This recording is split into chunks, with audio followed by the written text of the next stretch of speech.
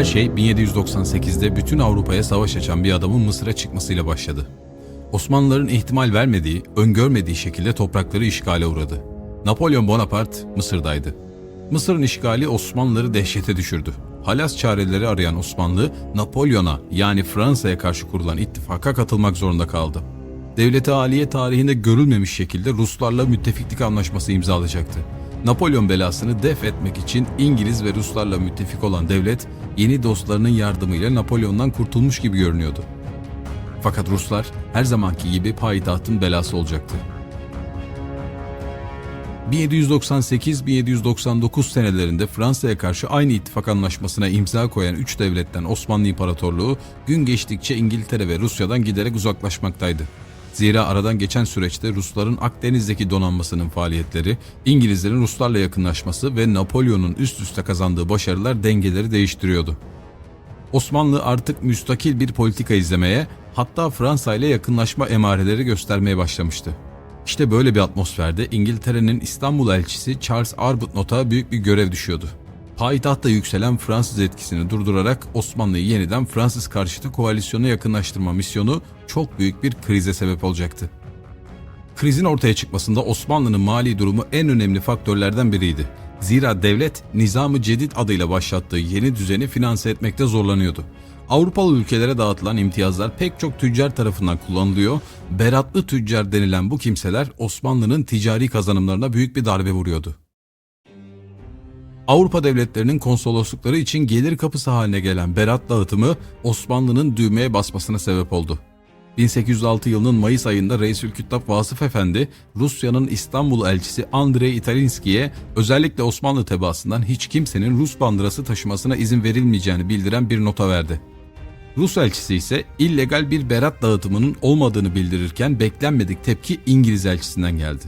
Arbuthnot, Babali'yi eğer Rus elçisi Italinski İstanbul'dan ayrılırsa Rusya ile savaş çıkar. Haliyle İngiltere ile de savaş kaçınılmaz olur diyerek tehdit etti. Rusya ile Osmanlı arasında gerilen ilişkiler savaşın kapısını aralarken elçi Arbuthnot, Londra'ya Rus-Osmanlı savaşının çıkmak üzere olduğunu, Osmanlı'yı hizaya getirmek için acil bir filonun hazırlanması gerektiğini söylüyordu. Arbuthnot'a göre bu filo ile Osmanlı tehdit edilecek, Fransız tehdidi vurgulanacak ve Rusya ile savaştan kaçınması sağlanacaktı. Ancak zaten ne 3. Selim ne de Nizam-ı Cedid kadrosu bir savaş istemiyordu. Çünkü Osmanlı mali, askeri ve siyasi açıdan sıkıntılı bir durumdaydı. Bir diğer taraftan içeride de işler hiç iyi değildi. Zira devlet Sırbistan'da çıkan isyan ve karışıklığı sona erdirmek için Kadı Abdurrahman Paşa komutasında Nizam-ı Cedid ordusunu yola çıkarsa da Edirne'de ayanların direnişiyle karşılaşmış ve ordusunu geri çekmek zorunda kalmıştı. Devlet bu kadar iç sıkıntılarının bulunduğu bir dönemde savaşa karşı bir tutumdaydı. Bu denli karışıklığın olduğu günlerde belki de İstanbul'a gelmesi gereken son kişi Napolyon tarafından İstanbul'a gönderildi. Horace Sebastiani. Prusya Kralı 3. Wilhelm, Sebastiani'nin İstanbul'a elçi olarak atandığını duyunca kriz anı yakındır diyecekti. Sebastiani zaten kıvılcımlar çıkartan payitahtı tam anlamıyla ateşe verecekti. Napolyon'un Sebastiani'yi İstanbul'a atamasının sebebi açıktı. İran ve Osmanlı'yı Fransa'nın müttefiki yapma arzusu vardı. Bunun için de kaos işinde usta olan Sebastiani seçilmişti. Napolyon bununla da yetinmeyecekti. 3. Selim'e gönderdiği mektupta Eflak Boğdan voyvodaları için Rus ajanı diyordu. Devletin iyiliği için görevden alınmaları padişaha dostça telkin ediliyordu. 3. Selim ise Rusya ile Fransa arasında yapılacak anlaşmada Osmanlı toprak bütünlüğünün de garanti edilmesini Napolyon'dan istedi. Napolyon bu isteğe olumlu yanıt verdi. Fransa ile Rusya arasında yapılan müzakereler sonucu Clark de Obril Anlaşması imza edilmek üzere hükümdarlara gönderildi. İşte tam bu günlerde Babali anlaşma haberiyle rahatladı. Osmanlı için iki büyük tehlike olarak görünen devlet, Osmanlı'nın toprak bütünlüğünü onaylamış gibi duruyordu.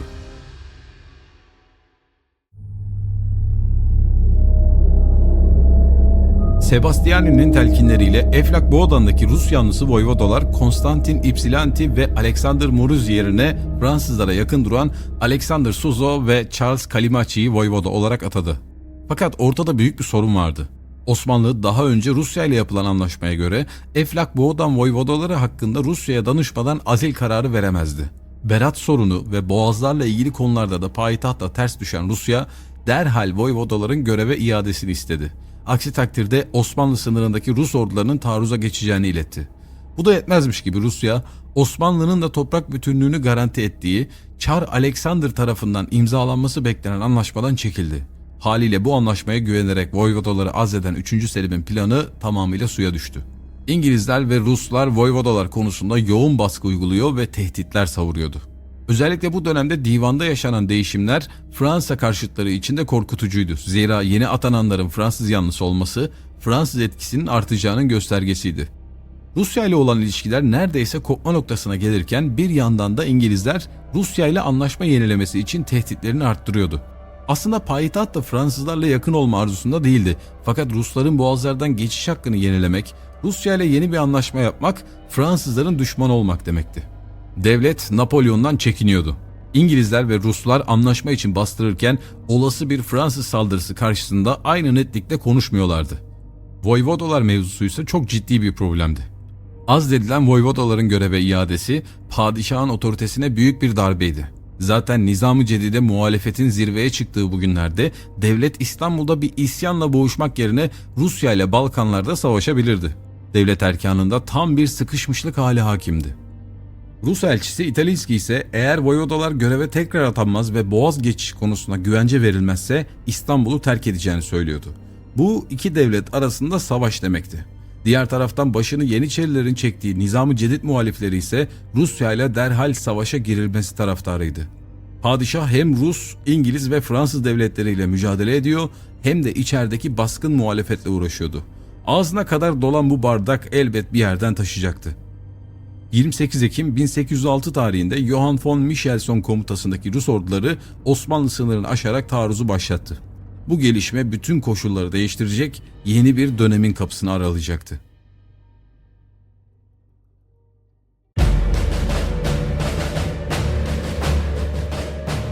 Osmanlı'nın azılı düşmanı Rusya bir kez daha dişlerini göstermiş ve Osmanlı'yı Fransızların yanına itmişti. Fırsatı değerlendiren General Sebastiani yaptığı temaslarda İstanbul'da Fransız rüzgarını hemen estirmeye başladı. Napolyon payitahta yardımcı olmak adına mühendis gönderiyor, daha önce imparator sıfatıyla yazdığı mektupları tanımayan Padişah 3. Selim artık onun imparatorluğunu tanıyordu. Rüzgar önemli ölçüde yön değiştiriyordu. Nitekim göreve iade edilen voyvodalar tekrar azlediliyor ve 23 Aralık 1806 tarihinde Osmanlı Devleti Rusya'ya savaş ilan ediyordu. Bu savaşın patlak vermemesi için en büyük çabayı Charles Arbuthnot verdi. Devamlı olarak İstanbul'daki Fransız etkisinin arttığını Londra'ya raporluyor, İstanbul semalarında görünecek bir İngiliz filosunun her şeyi değiştireceğini yazıyordu. Zira zor durumda olan devlet erkanı böyle bir gelişmeyi muhaliflerine hiçbir şekilde açıklayamayacak ve tabiri caizse hizaya gelecekti. Arbuthnot'un girişimleri Kasım 1806'da sonuç buldu ve Boğazlara gitmek üzere Amiral Collingwood'un emriyle bir filo hazırlanmaya başladı. 3 büyük 2 küçük harp gemisinden oluşan filo gerilimin zirve yaptığı günlerde savaş ilanına 2 gün kala Bozcaada açıklarına ulaştı. Payitahtta İngilizlerin yeni bir filo getirdiği haberi savaş hazırlıklarını hızlandırdı. Çanakkale Boğazı'nda yapılan tahkimat çalışmaları giderek hız kazandı. Durum o kadar vahimdi ki Boğaz'dan gelen raporlar bir düşman saldırısının eğer iyi bir rüzgara denk gelirse kayıpsız şekilde İstanbul'a ulaşacağını yazıyordu. Rus fobisinin tekrar canlandığı bu günlerde payitahtta da yoğun hazırlıklara başlandı. Çanakkale Boğazı'ndan gelecek bir İngiliz saldırısına Karadeniz tarafından gelecek Rus saldırısının kesinlikle eşlik edeceği düşünülüyordu. Fransız asıllı uzman Saint-Denis, Babali'ye verdiği raporda savunmanın Naraburnu tarafında yoğunlaşmasını tavsiye ediyordu. Zira Boğaz'ın en dar alanı olan bu nokta donanmanın durdurulması için en uygun yerdi. Burada konuşlanacak bir Osmanlı filosu İngilizleri yavaşlatacak, karadan gelen ateş gücüyle İngilizler püskürtülecekti. Padişah da İngilizlerin ancak bu şekilde durdurulabileceğine inanıyordu. Eş zamanlı olarak sinir bozucu diplomatik savaşta sürüyordu. Hem Feyzullah Efendi hem de Padişah 3. Selim İngiliz filosunun bir kısmının Boğaz girişindeki Kepez limanında bulunmasından oldukça rahatsızdı. Filo komutanı Amiral Thomas Louis'e kibarca Boğaz'dan çıkması yönünde yazılar yazılıyordu. Elçi Arbuthnot'tan yerinden kıpırdamaması talimatını alan amiral, kötü hava şartlarını, ikmal iaşe sorunlarını öne sürerek limandan ayrılamayacağını söylüyordu. Harekatın bir diğer yönü ise Mısır'dı. Eğer Babali'de İngiliz filosu tırnak içinde heybetini gösterip Osmanlı'nın aklını başına getirmezse İngiliz General Henry Edward Fox 5000 askeriyle İskenderiye'ye çıkacaktı. Osmanlı'nın Rusya'ya savaş ilan ettiği bu gergin ortamda Elçi Arbuthnot faaliyetlerini daha da arttırdı. Boğaz'daki gemilerin geri çekilmesini isteyen İstanbul idaresine donanma sisi Fransızlardan korumak için oradadır diyordu. Fakat diğer taraftan savaş ilan edilince derhal vazgeçilmesi için payitahtı köşeye sıkıştırmaktan da geri kalmıyordu. Savaşın hemen başında Babali'de gerçekleşen bir toplantı artık ipleri kopma noktasına getirdi.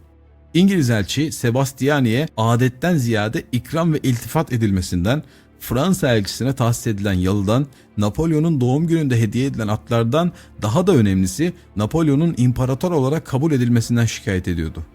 Ya derhal Sebastiani'yi sınır dışı eder, Fransa'yı da müttefikiniz İngiltere gibi düşman kabul edersiniz, ya da bütün İngiliz tüccarlarını İstanbul'dan çıkartıp Rus-İngiliz ortak donanmasını beklemeye başlarım diyordu. Bununla da yetinmeyen Arbuthnot, ikinci bir filonun yola çıktığına dair belgeyi Osmanlı heyetine gösteriyordu. Görüşme biterken Arbuthnot, Sebastiani'nin derhal İstanbul'dan gönderilmesini, İngiltere ile ittifakın yenilenmesini, Rusya ile savaşın durdurulmasını, Rusya'nın korumasındaki Beratlı tüccarlara taarruz olunmamasını, Yediada Cumhuriyeti'nin Yanyalı Ali Paşa'nın Cevrü taaddisinden vareste kılınmasını ve nihayet Babali'nin tebdili meslek ile taraf değiştirmemesini istemekteydi. Fakat bu istekler Osmanlı için Fransa'ya savaş ilanı anlamına geliyordu. Devlet, yukarı tükürsen bıyık, aşağı tükürsen sakal deyiminin tanımı olabilecek bir vaziyetin içindeydi artık. Müzakereler günden güne sertleşiyor, iş giderek tehditleşme haline dönüşüyordu. Bu sözlerim kinaye değil, gelen donanmayı Çanakkale Boğazı'nda batırdınız. Ne güzel batmaz da İstanbul'a gelirse Çanakkale'de saldırıya uğrayacağı için payitahtta yapılacaklar yapılır. Boğaz ne kadar güçlü olursa olsun İngiliz gemilerine güçlük yoktur diyerek resmen Osmanlı-İngiliz savaşı imasında bulunuyordu. Yapılan görüşmelerde devlet erkanı vakit kazanma gayretindeydi. Zira Çanakkale'de ve payitahtta yapılan hazırlıklar hala tamamlanamamıştı. Bu görüşmelerin ardından güvenliğini tehlikede gören Arbuthnot, İstanbul'da bulunan bütün İngiliz görevli ve tüccarlarını da yanına alarak 31 Ocak günü Endymion gemisiyle Çanakkale'ye doğru yola çıktı. İngiliz Büyükelçinin İstanbul'u ani bir kararla terk etmesi Babali'de büyük bir şaşkınlık yarattı. Devlet vaziyetin ciddileştiğini görerek payitahttaki bütün elçiliklere Arbuthnot'un kendilerini tehdit ettiğini, Napolyon tehdidine rağmen Fransa ile işbirliği yapmadığı yönünde deklarasyonlar yayınlayacaktı. Artık İstanbul bütünüyle bir savaş hazırlığı içindeydi. Halihazırda Ruslara ilanı harp edilmiş, bir de İngilizlerle burun buruna gelinmişti. Tahkimatların yapımında halk, ordu ve diğer unsurlar canhıraş şekilde çalışmaktaydı. Hatta Napolyon'a göbek bağı bulunan İspanya elçisi dahi çalışmalara destek veriyordu. Ancak her ne kadar hazırlıklar hızlandırılsa da ne Çanakkale'de ne de payitahtta İngiliz donanmasına topyekün bir karşılık verilmesi pek muhtemel değildi. Zira orduda uzman topçular bulunmuyor, tabiri caizse sokaktan ahali çevrilip nefer yazılıyordu. Buna rağmen büyük bir gayretle çalışmalar sürdü. Padişah 3. Selim ve General Sebastiani çalışmaları günden güne takip ediyorlardı. Hatta Sebastiani'nin enteresan da bir önerisi oldu. Kız Kulesi yıkılarak yerine bir tabya inşa edilmesini ve harem iskelesi tarafına da bir tahkimat yapılmasını öneriyordu. Bu sırada Çanakkale'de bulunan Arbuthnot ise tahkimat yapımından vazgeçilmesini, daha önce bildirilen şartların kabulünü istiyordu. Fransız uzmanların gönderilmediği, Babali'nin anlaşmaya yaklaşmadığı takdirde çok daha ağır şartlarla karşılaşacağını söyleyen Arbuthnot hala payitahtı tehdit etmeye devam ediyordu. Arbuthnot'la görüşen Kaptanı Derya Salih Paşa İstanbul'a gönderdiği raporda donanmanın İstanbul'a doğru denize açılmak üzere olduğunu yazıyordu. Zira İngiliz donanmasının bekleyerek geçirdiği her gün Osmanlı hazırlıklarını sona yaklaştırıyordu. Donanmadaki amiraller ise Arbuthnot kadar hevesli değildi. Zira dört bir yanı düşmanla çevrili bir iç denizde bulunan şehire gitmenin sıkıntılarını biliyorlardı. Zarar görecek gemilerin tadilatı da yapılamayacağı gibi geri dönüş yolunda güçlendirilmiş Çanakkale tahkimatlarından çıkmak ayrı bir sorun olacaktı. Ancak daha fazla beklemenin alemi yoktu. Amiral Duckworth, Arbuthnot'un emriyle 18 Şubat 1807 günü uygun rüzgarın da esmesiyle harekat emrini verdi. Plana göre hiçbir Osmanlı gemi veya tabyasına ateş açılmayacaktı. Eğer Osmanlı tarafından ateş açılırsa Pompei, Standart, Thunderer ve aktif gemileri yakın çatışmaya girecekti. Donanmaya boğazın şartlarını iyi bilen Thomas Lewis tarafından komuta edilen Canopus gemisi kılavuzluk yapıyordu. Canopus'un ardında Repulse, Amiral Duckworth'un sancak gemisi Royal George ve Windsor Castle olacaktı. Bomba yüklü Meteor ve Standart gemileri de karşı saldırı durumunda Osmanlıları etkisiz hale getirecekti. Geniş bir filoyla İstanbul'a yelken açan İngilizlere ilk saldırı sabah saat 8 sularında gerçekleşti. Dış Hisar olarak bilinen bölgenin iki yakasından birden Osmanlı topçuları gemilere saldırdı. Artık Osmanlı ve İngiltere gayri resmi bir savaş halindeydi. Ancak Osmanlı topçuları gemileri vuramadı. Ufak yaralar oluşturan top atışlarına İngiliz filosu cevap vermemeyi tercih ederek yoluna devam etti. Saat 9.30 sularında Naraburnu olarak bilinen Osmanlı savunmasının yoğunlaştığı bölgeye gelen donanma burada ikiye ayrıldı. 7 büyük savaş gemisi yoluna devam ederken Pompey, Standard, Active ve Thunderer gemileri bataryaları ve donanmayı yok etmek üzere çatışmaya girdi. Sidney Smith, Osmanlı gemilerindeki az sayıda neferi Anadolu yakasına doğru kaçmaları için baskı altına aldı. Karaya çıkan neferler ise Pompey tarafından vuruluyordu.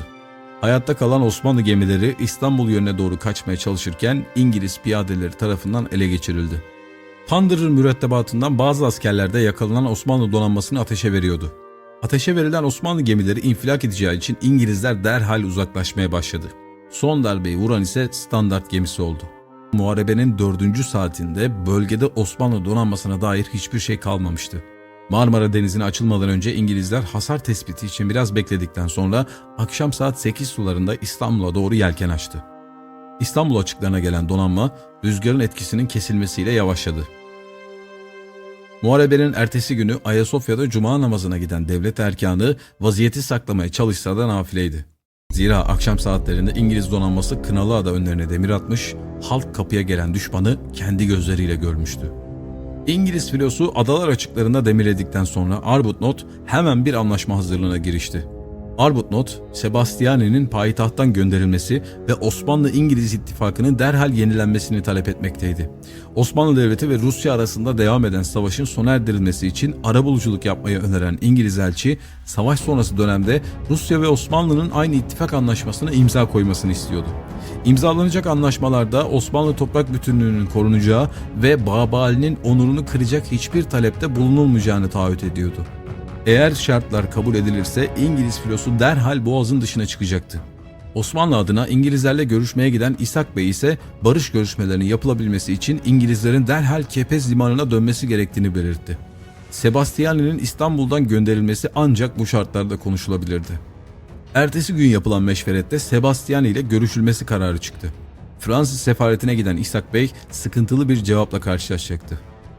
Osmanlı Devleti kendisini savunamayacak durumdadır. İngilizler Osmanlı-Rus Savaşı'nın müsebbibi olarak sizi görüyor demesi üzerine Sebastiani beni buraya Fransa İmparatoru atadı. Ancak onun emriyle buradan giderim. Eğer Arbuthnot'la anlaşma imzalarsanız Napolyon'un hışmı sizinle olur cevabını verdi. Ayrıca Osmanlıları cesaretlendirerek İngilizleri kolayca alt edebileceklerini söylüyordu. Durum gittikçe daha sıkıntılı bir hal alıyordu. O günlerin devlet adamlarından mütercim Asım Efendi'nin tabiriyle fettanı zaman Halefi Şeytan Sebastian'ı yönlendirmeleriyle yola devam edilecekti. Fransa'nın verdiği siyasi desteği arkasına alan 3. Selim, topların Boğaz'da nerelere konuşlandırılacağına ve harekat planına dair yapılan arzlarla yetinmiyor, bizzat tahkimat inşaatlarını gezerek teftiş ediyor ve elindeki dürbünle İngiliz filosunun hareketini yakından takip ederek savaş hazırlıklarına destek veriyordu. İngiliz filosunun gelişiyle birlikte dehşete kapılan ahali de bir yandan İstanbul'un dört bir tarafındaki inşaatlarda çalışıyor, diğer taraftan da silahlanarak muhtemel bir savaşa hazırlanıyordu. Yeniçerilerin kontrolünde bulunan kahvehanelerde yapılan sohbetlerin en önemli konusuysa İngilizlerin karaya çıkarak kızların ırzına geçeceği ve dükkanların zarar göreceğine dair etrafta doluşan dedikodulardı. Rusya harbine gidecek Nizam Cedid ordusu ve ahalinin silahlanması her ne kadar İngilizlere karşı bir gelişme olsa da ileride silahlı külahlı binlerce insanın varlığı Kabakçı Mustafa isyanında çok etkili olacaktı.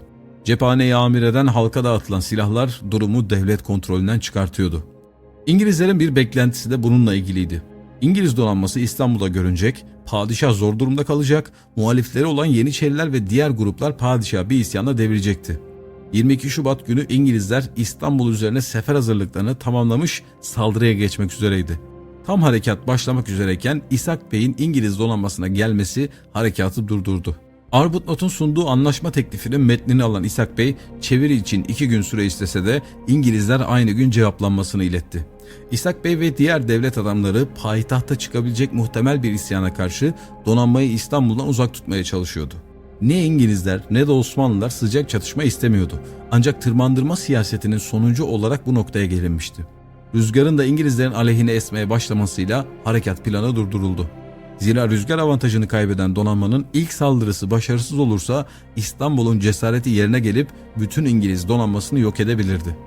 Günlerdir İstanbul'a tehditler savuran Arbutnot ve İngilizler aynı günün akşamında Divan-ı Hümayun tercümanı Hançerlizade Mihalaki ile yapılan görüşmeden itibaren yumuşama emareleri gösterecekti. Fakat esas kırılma noktası olayları bu noktaya getiren Charles Arbutnot'un aniden rahatsızlanması oldu. Arbutnot yerine vekaleten Sir John Duckworth görüşmeleri yürütecekti. Ama Duckworth'un diplomasi tecrübesi hiç yoktu. Zaten İstanbul'a gönülsüz şekilde gelen amirallerden olan Duckworth, yaptığı görüşmelerde giderek yumuşak bir tavır sergiliyordu.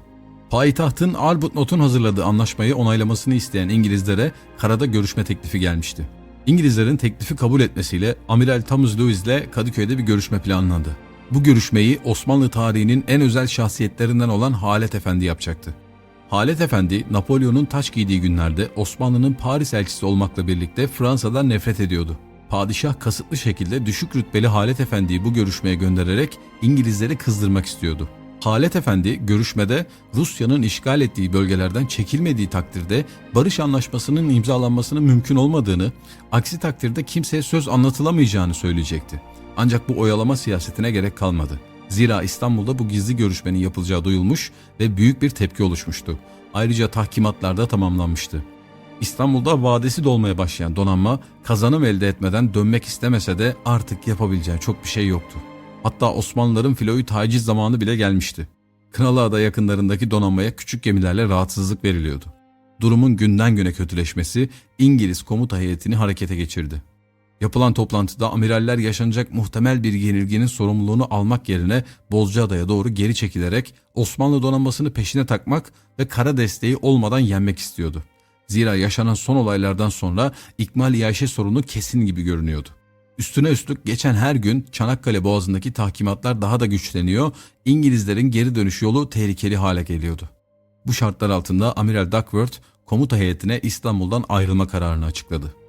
1 Mart 1807 sabahına uyanan İstanbul halkı İngiliz gemilerinin manevra halinde olduklarını gördü.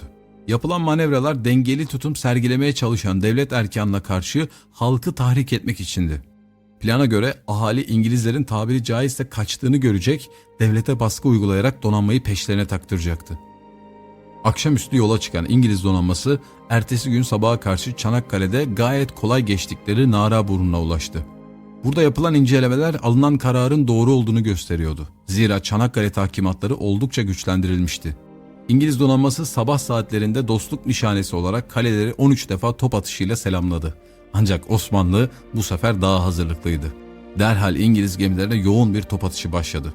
İngilizler kolayca girdikleri boğazdan yaklaşık 1 saatlik bir kıyamet sonucunda çıkabildi. Muharebe sürecinde Osmanlı donanmasının boğazlarda bulunmaması İngilizlerin hayatını kurtardı. Yavaşlatılamayan İngiliz donanması aldığı yaralarla boğazdan kaçmayı başardı. Fransız mühendisleri ve yetenekli topçularla takviye edilen Çanakkale Boğazı devrin en güçlü toplarıyla İngiliz donanmasına ciddi hasarlar vermeyi başardı. Windsor Castle, Repulse, Standard, Active, Endymion, Lucifer ve Meteor bu geçiş sırasında yara alan gemilerdi. Bozcaada açıklarına demirleyen İngiliz filosu 46 ölü ve 235 yaralıyla çok maceralı İstanbul harekatını noktalıyordu. Rusların Adriyatik donanması da bölgeye ulaşarak birleşik bir harekat teklifinde bulundu. Ancak yoğun bir piyade desteği olmadan yapılacak her harekatın başarısız olacağını bilen Amiral Duckworth, Çanakkale'den tekrar çıkmanın imkansız olduğunu söyleyerek teklifi reddetti. Diplomasi biliminin tırmandırma siyaseti oyunuyla başlayan bu macera 12 Mart 1807 tarihinde oyunu başlatan Charles Arbuthnot'un Windsor Castle gemisine binerek Malta'ya doğru yola çıkmasıyla sona erdi. Peki sonra ne oldu? Osmanlı Devleti Ruslarla savaşa devam etti. Fransa'nın Rus karşıtlığına güvenerek Rusları karşısına alan Babali 1807 ortalarında Rusya ve Fransa arasında imzalanan Tilsit Anlaşması'yla faka basacaktı. Zira Rusya ve Fransa artık İngiltere'ye karşı müttefik oluyordu. Buna karşılık 1809'da Osmanlı ile İngiltere Kale-i Sultaniye Anlaşması'nı imzalayarak dost oluyordu. Osmanlı'nın bir yenilgi daha aldığı 1806-1812 Rus Savaşı çok daha ağır kayıplarla bitebilirdi. Neyse ki Napolyon Bonaparte meşhur Rusya seferine karar vermişti. Payitahta dönecek olursak, İngilizlere karşı dağıtılan silahlar İngilizler gidince Babali'ye dönecekti. Vehhabi isyanı sebebiyle hacca gidemeyen Osmanlı ahalisi padişaha hoş bakmıyordu.